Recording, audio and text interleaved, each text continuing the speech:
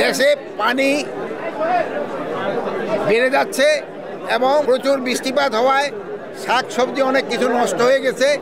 এই জন্য বাজারে কিন্তু একটুখানি শাকসবজির দাম বেড়ে গেছে। কিন্তু ওদিক দিয়ে আবার আলু, আমাদের স্টোরে প্রচুর আলু পড়ে রয়েছে, লোকজনে কিন্তু পাচ্ছে না, কৃষকেরা আলুর দামও পাচ্ছে না। এখানে দেখেন কারণ বাজার থেকে এখানে একটা আলু 1 কেজি দামে 4 টাকা ডিফারেন্স, 5 টাকা ডিফারেন্স, 6 টাকা ডিফারেন্স।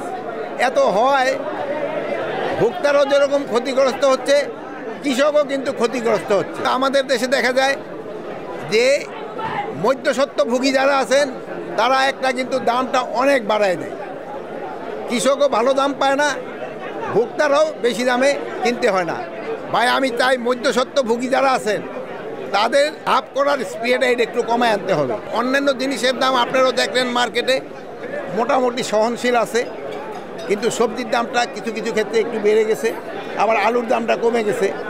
এটারে আমাদের একটা ব্যালেন্স করতে হবে।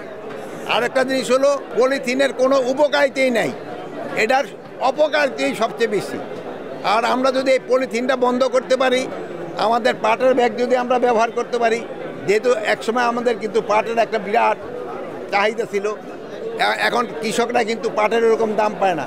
এখন আপনারা যদি পলিথিন ব্যবহার বন্ধ করে পাটের ব্যাগ ব্যবহার শুরু করেন, তবে আমাদের কৃষকরা লাভবান হবে, আমাদের স্বাস্থ্যসম্মত জিনিস হবে এবং পরিবেশের জন্য একটা ভালো জিনিস হবে।